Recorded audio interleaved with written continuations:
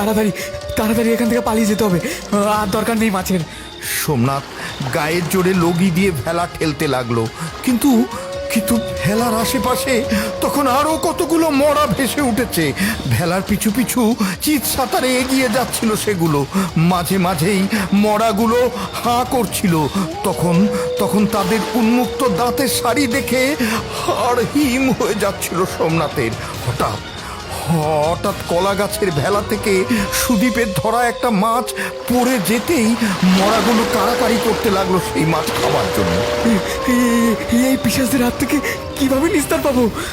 জানি না রে, কিন্তু আমার মনে হয় অন্ধকারে পথ ভুল করেছি।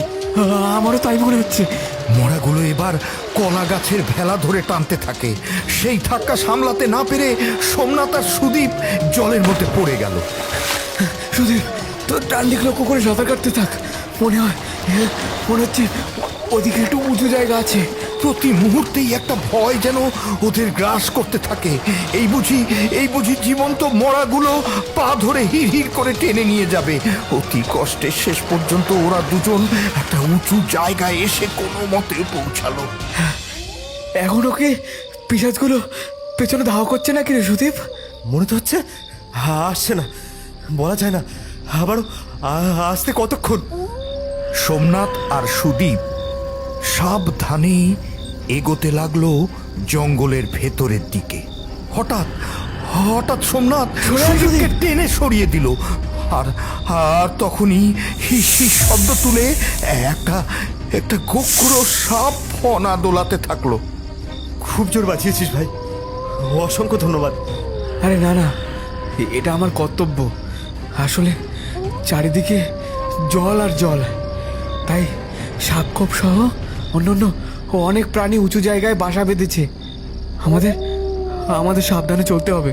আকাশে তখন ভাঙা চাঁদ দেখা যাচ্ছে, আবছা আলো গাছের পাতা বেয়ে চুইয়ে চুইয়ে পড়ছে মাটিতে। একটু এগোতেই ভাঙাচোরা মাটির ঘর দেখতে পেল ওরা।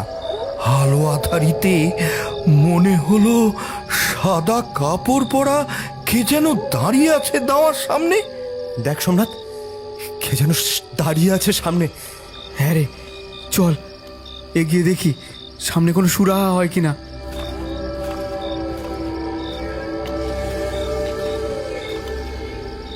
যা বাবা, কোথায় গেল রে? এই তো সামনেই ছিল। তাই তো, গেল কোথায়? কাকে খুঁজছো বাছারা? আমাকে? চকিতে পিছন ফিরল সোমনাথ। দেখল লাল পাড় সাদা শাড়ি পরিহিতা ঘোমটা টানা এক বুড়ি। তার মুখ দেখা যাচ্ছে না।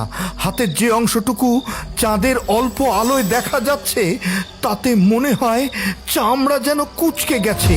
শাখা পলা হাতে আছে, বেশ বোঝা যাচ্ছে। ঠাকুমা, আমরা বড় বিপদে পড়ে এখানে এসেছি। মসলন্দপুরে আমাদের বাড়ি। এই গ্রামের নাম কি? তুমি কি একাই থাকো? এই গ্রামের নাম গোবরডাঙ্গা। আমার স্বামী আমার সঙ্গেই থাকে। গোবরডাঙ্গা তো আমাদের পাশের গ্রাম। তাহলে তো আমরা বেশ খানিকটা দূরে চলে এসেছি। সকাল না হওয়া পর্যন্ত তো কোথাও যেতে পারবো না। আচ্ছা ঠাকুমা, তোমার স্বামীকে তো দেখছি না, কোথায় তিনি? তিনি মাছ ধরতে গেছেন, এখনই চলে আসবেন। ঠিক তখনই অন্ধকার থেকে একটা কণ্ঠস্বর শোনা গেল। কই গো গিন্নি, কোথায় গেলে? এই দেখো কে নিয়ে এসেছি। আজ খাওয়াটা কিন্তু ভালোই জমবে, কি বলো? দ্বিতীয় ছায়ামূর্তি একটা ছাগল টানতে টানতে হাজির হলো। ছাগলটা ভয়ে প্যাঁ প্যাঁ করছিল। সোমনাথদের দেখে দ্বিতীয় ছায়ামূর্তি থমকে গেল। বুড়োর চোখে মুখে অজস্র বলি রেখা, শুকনো হাড় জিরজিরে শরীর, চোখ কঠোরাগত, গালের হনুগুলো বিশ্রীভাবে উঁচিয়ে আছে। অস্বাভাবিক উঁচু দাঁতগুলোর সবকটা বাইরে উন্মুক্ত। এরা হলো পাশের গ্রামের লোক, পথ হারিয়ে এখানে এসে পড়েছে। আজ রাতটা এরা এখানেই থাকবে। আচ্ছা, বেশ বেশ। এসো, তোমরা ঘরে এসো। সোমনাথ আর সুদীপ মাটির ঘরটা আগেই দেখেছিল। ভিতরে প্রবেশ করেই দেখলো সবই যেন অগোছালো। জলের দাগ দেখে মনে হচ্ছিল পুরো ঘরটা জলের নিচে ছিল। কেমন যেন বিচ্ছিরি একটা গন্ধ, কোথাও কোনো রান্নার চিহ্ন নেই। দেখ সুদীপ, বুড়ো যে বললো জমিয়ে খাবে, তাহলে রান্নার সরঞ্জাম কই, উনুন কই? ঘরটা তো মানুষের বসবাসের উপযোগীও না। ঠিকই বলেছিস, আমিও সেটাই ভাবছি। আর এই বন্যার সময় ওই ছাগলটা কি বা পেল কোথায়? কোথাও আগুনের ছিটে ফোটা নেই, রান্না করবে কি করে? আমার কেমন জানি সন্দেহ হচ্ছে। আমারও সন্দেহ হচ্ছে। এরা এরা মানুষ তো? ওদের চাপা আলোচনার মধ্যে শুনতে পেল ছাগলের মরণ আর্তনাদ।